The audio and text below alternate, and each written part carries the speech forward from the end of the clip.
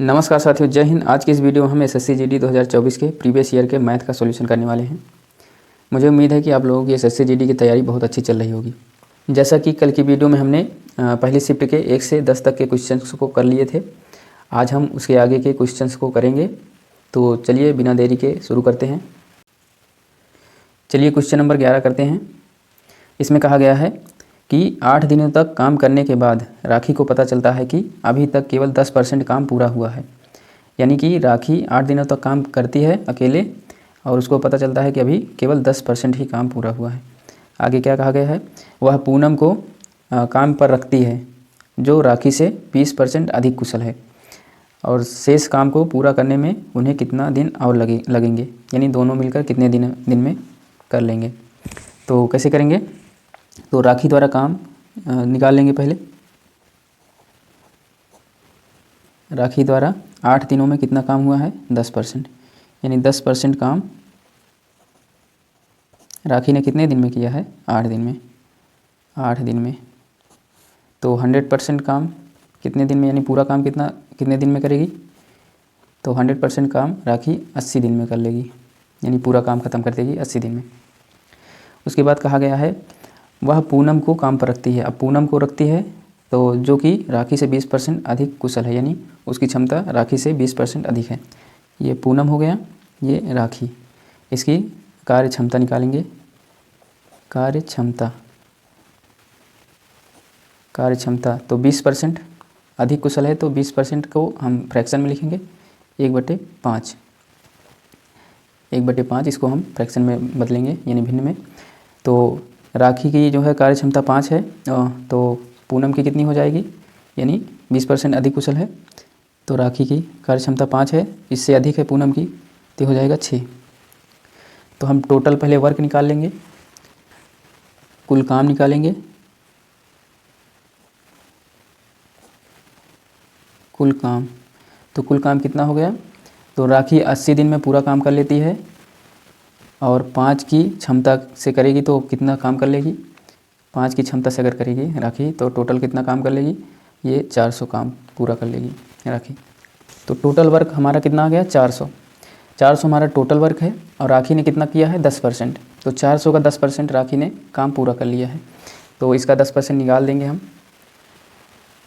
तो 400 का 10% राखी ने पूरा कर लिया है, यानी बचा हुआ काम लिखेंगे, बचा काम। तो बचा काम कितना हुआ, 100% काम था तो 10% काम राखी निकल लिया, तो बचा 90% काम बचा हुआ है। इसको सॉल्व करेंगे, 0 से 0 कट जाएगा, 2 0 से, ये आ जाएगा 9 चौक 36, 360 काम, इतना काम बचा हुआ है। तो अब बोला है कि शेष काम को करने में उन्हें कितने दिन और लगेंगे। तो शेष काम को करेंगे ये दोनों मिलकर करेंगे, यानी 6 और 5 की क्षमता से दोनों काम करेंगे तो कितने दिन में कर लेंगे, तो 360 है, 360 काम बचा हुआ है और दोनों करेंगे कितने, और 6 और 5 की क्षमता से, 6 + 5 की क्षमता से, तो यह आ जाएगा 360 बटे 6 5 11। तो इतने दिन में दोनों कर लेंगे, तो यही हमारा आंसर हो जाएगा, जो कि ऑप्शन नंबर 4 में दिया है। चलिए क्वेश्चन नंबर 12 देखते हैं। इसमें कहा गया है ए और बी दोनों 5000 रुपये प्रति घड़ी की दर से अपनी घड़ियां बेचते हैं। ए 25% का लाभ अर्जित करता है जबकि बी को 10% की हानि होती है। ए और बी के क्रय मूल्यों का अनुपात कितना है। तो सीपी यानी क्रय मूल्यों का अनुपात हमें निकालना है, यानी सीपी का अनुपात निकालना है। तो हमें क्रय मूल्य निकालने के लिए क्या करना पड़ेगा, कहा गया है ए को 25% का लाभ मतलब अर्जित होता है, तो पहले ए का हम सीपी निकालेंगे। यहाँ पर हम ए का निकालेंगे, कितना 25% का लाभ हो रहा है, तो 25% को हम भिन्न में बदलेंगे, ये आ जाएगा 1/4। तो सीपी हमारा, सीपी और एसपी का रेशियो कितना हो जाएगा, ये हमारा कॉस्ट प्राइस हो गया, ये सेलिंग प्राइस, यानी क्रय मूल्य, ये विक्रय मूल्य हो गया। तो क्रय मूल्य कितना है, ये 4 है और 25% का लाभ, यानी 4 में 1 बढ़ गया, यानी ये हो गया 5। तो 4 से 5 हो गया और कितने में बेचा है, 5000 में, यानी सेलिंग प्राइस कितना है, 5000। 5000 में घड़ी बेचा है ए, ये ए द्वारा सारा काम किया जा रहा है। इसको सॉल्व करेंगे, काटेंगे 1 से और 5 से काटेंगे, 5 एकम 5 और 5 एकम 5, ये 1000 आ गया। तो एक रेशियो का मान 1000 है, तो 4 रेशियो का मान कितना हो जाएगा, इसमें गुणा करेंगे तो ए का CP कितना आ जाएगा, CP कितना आ जाएगा, 4000 आ जाएगा। जब 1000 से 4 में गुणा करेंगे तो 4000 ये CP आ जाएगा ए का। तो इसी प्रकार हम B का निकाल लेते हैं। तो B का निकालेंगे, कहा गया है B को 10% की हानि होती है। तो B को 10% की हानि होती है, 10% की हानि, यानी हानि का मतलब इसको हम एरो से दिखा देंगे, हानि हो रही है और इसमें लाभ हो रहा है। तो हानि हो रही है तो CP और SP का रेशियो क्या आ जाएगा, CP और SP का रेशियो आ जाएगा, ये हो जाएगा, इसको भिन्न में बदलेंगे तो ये हो जाएगा 1/10। तो 10 में से 1 को घटा देंगे तो ये इसका रेशियो हो जाएगा। 10 हमारा CP था, 1 की हानि हो गई तो 9 बचा। तो बेचा कितने में है, सेलिंग प्राइस यानी 5000 में ये भी बेचा है। तो इसको सॉल्व करेंगे, एक रेशियो का मान निकालेंगे 5000/9। अब एक रेशियो का मान 5000/9 है, तो इसको इस पूरे को हम गुणा कर देंगे 10 में, तो यह आ जाएगा 5000/9 गुणे 10। तो ये हमारा B का CP आ गया, ये B का है, ये B का CP आ गया। तो हम A का CP कितना आ गया, यानी क्रय मूल्य कितना आ गया 4000, और B का क्रय मूल्य कितना आ गया 5000/9 गुणे 10। ये इसका हम नाम दे देंगे, ये A का है CP, ये B का है CP। तो इसका हम इन दोनों का रेशियो निकाल लेंगे। चलिए निकालते हैं। तो चलिए हम इसका अनुपात निकाल लेते हैं। CP A यानी क्रय मूल्य A का और क्रय मूल्य B का। तो A का क्रय मूल्य 4000 है, B का क्रय मूल्य 5000/9 गुणे 10 है। इसको सॉल्व करेंगे, 10 से ये 1 0 2 0 3 0, इधर से 3 0 कैंसिल आउट हो जाएंगे। तो इसको हम 4 से गुणा कर देंगे 9 को, 9 चौक 36 हो जाएगा, अनुपाते ये कितना बचा है 50। अब ये साधारण दशमलव रेशियो में हो गया। तो अब इसको सॉल्व करेंगे, ये हो जाएगा 2 से काटेंगे, ये हो जाएगा 18, 18 दूना 36, ये हो जाएगा 25, 25 दूना 50। तो ये A और B का रेशियो आ गया, यही हमारा आंसर हो जाएगा, जो कि ऑप्शन नंबर 4 सही है। क्वेश्चन नंबर 13 देखते हैं। इसमें कहा गया है एक कुर्सी का अंकित मूल्य 2000 रुपये है, 20% और X% के क्रमिक छूट देने के बाद वह कुर्सी 1400 रुपये में बेची जाती है। तो X का मान निकालना है, X का मान कितना होगा। तो बोला गया है अंकित मूल्य कितना है 2000, तो अंकित मूल्य हम लिखेंगे 2000 और इस पे यानी अंकित मूल्य पे कितना 20% और X% के क्रमिक छूट हैं। तो इसमें हम छूट के लिए क्या करेंगे, 20% की छूट है तो इसमें 80/100 से गुणा करेंगे। 80/100 से इसलिए गुणा किया गया है क्योंकि ये होता है 100 माइनस 20% छूट दिया है बटे में 100। इसको जब घटाएंगे तो इतना ही आएगा। जब 100% में 20% घटाएंगे तो आ जाएगा 80। ये परसेंट है, इसमें 20/100 रहेगा, तो 100 में से 20 घटाएंगे तो 80 आ जाएगा। तो इसीलिए 80/100 किए हैं। और दूसरा छूट क्या है X%, तो 100 में से X को घटा देंगे बटे में 100 करेंगे। और बोला है कि छूट देने के बाद कुर्सी को 1400 रुपये में बेचा जाता है, 1400 रुपये में बेचा जाता है। अब इसको सॉल्व कर लेंगे तो नीचे कितना जीरो है 1 2 3 4, 4 जीरो ऊपर नीचे है, इसको काटेंगे 4 जीरो ऊपर से, 1 2 3 4, ये कट गया, कितना आ जाएगा 8 दूना 16, ये 16 हो गया। 100 माइनस का X, अब नीचे कुछ नहीं बचा, पूरा कट गया है, ये बचा 1400। अब काटेंगे 7 2 से काट देंगे तो 2 8 16, 2 7 14, 700। तो 100 माइनस का X बराबर 700/8। सॉल्व करेंगे, एक बार और काट देंगे 2 से, 2 तिहाई 6, 2 पंचे 10 और 2 चौके 8।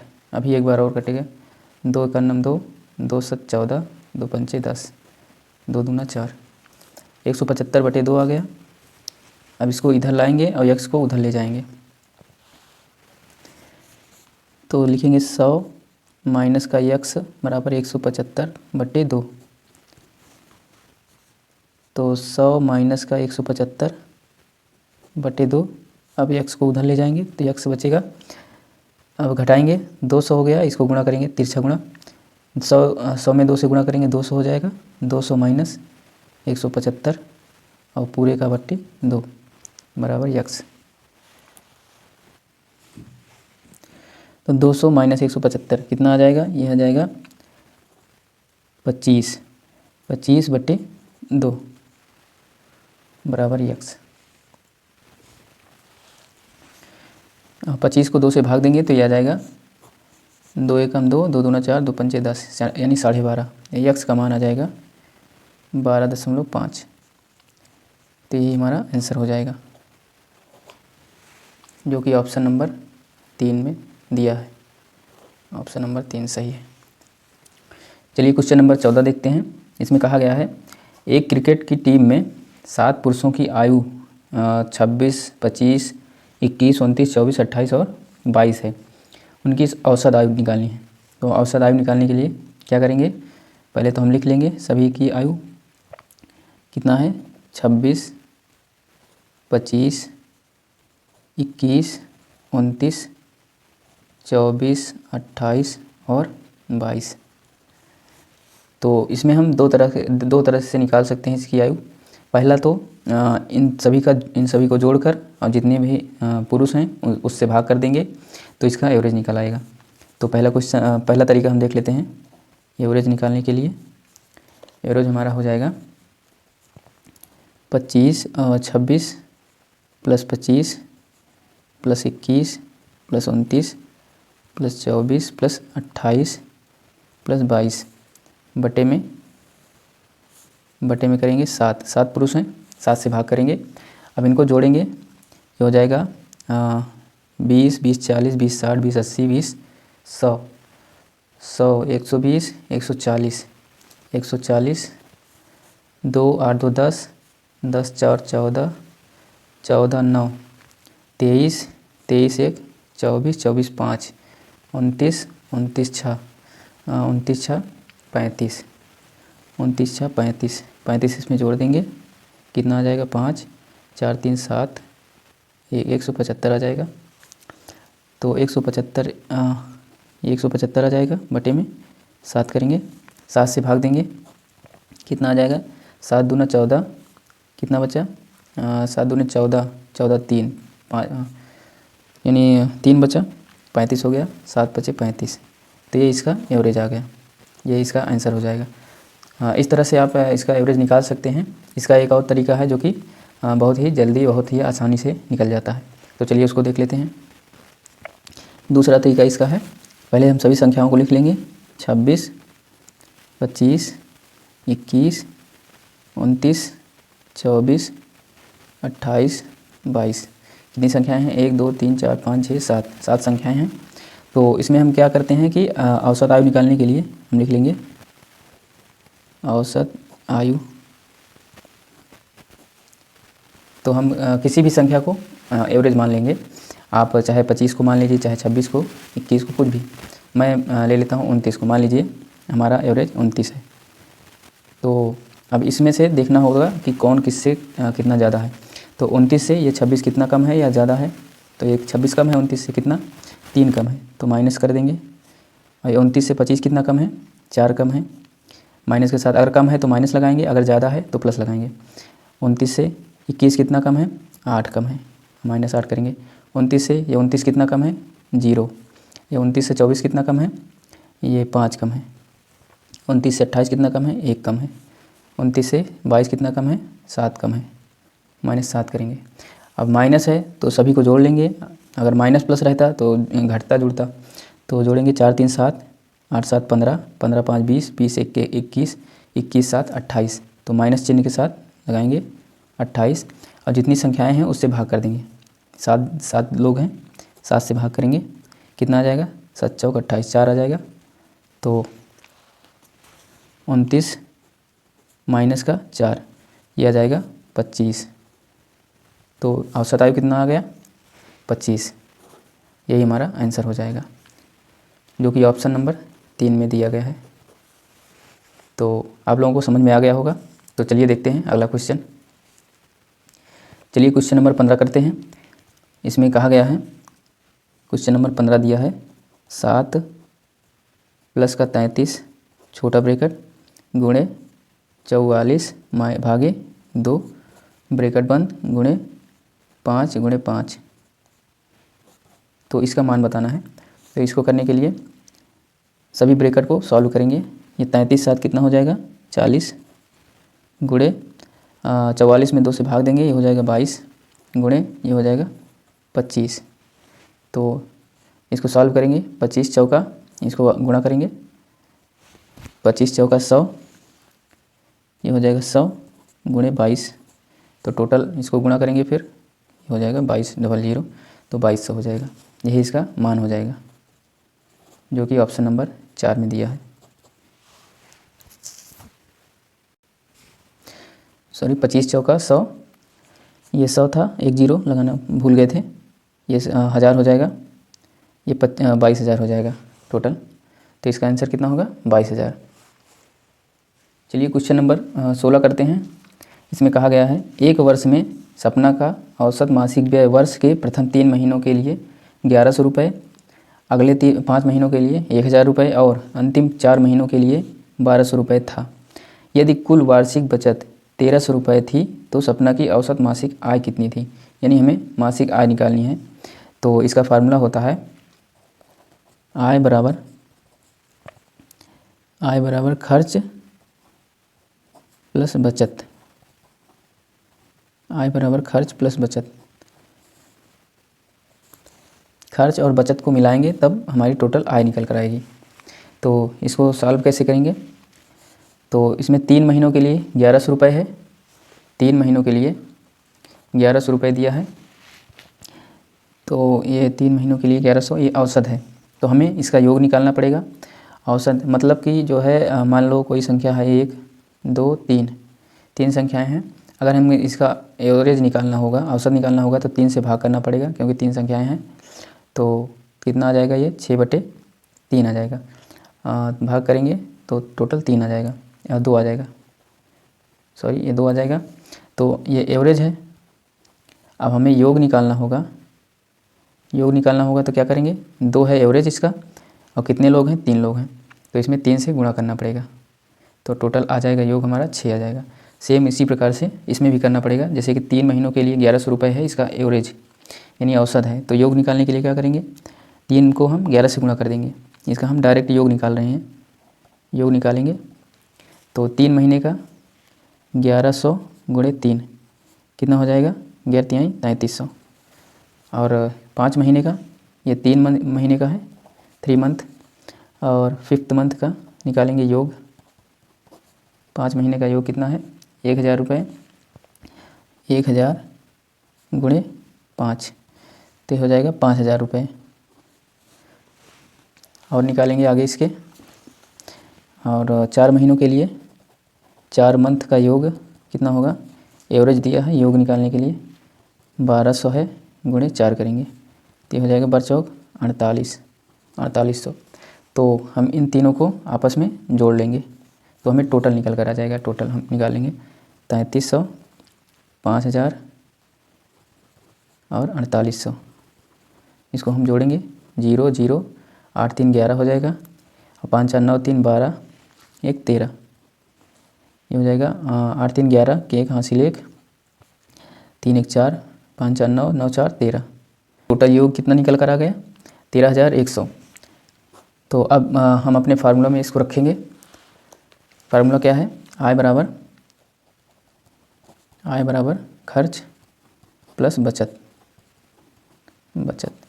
तो आय हमें निकालनी है, खर्च कितना है 1331, यानी व्यय, खर्च को व्यय बोलते हैं, इतना है। और बचत कितनी हुई है, क्वेश्चन में कहा गया है बचत हमारी 1300 रुपये है, 1300 रुपये बचत है। इसको जोड़ेंगे 0 0 3 1 4 3 1 4 1, ये हमारी आ गई 1 साल की आय। 1 साल की आय हमारी निकल कर आ गई।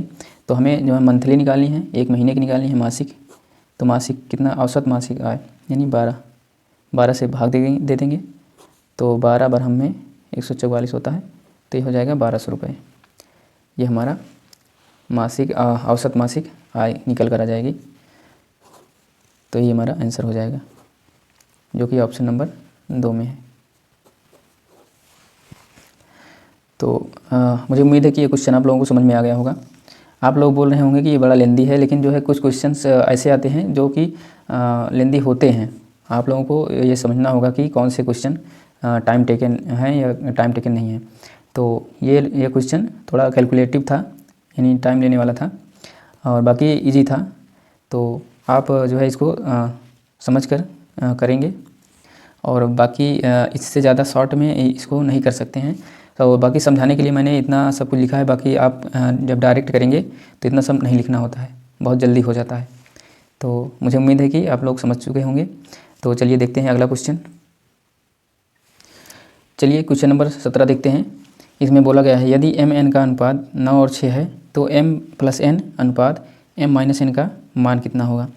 तो m और n का अनुपात कितना है, m n का अनुपात दिया है 9 6, तो हमें निकालना क्या है, m + n अनुपात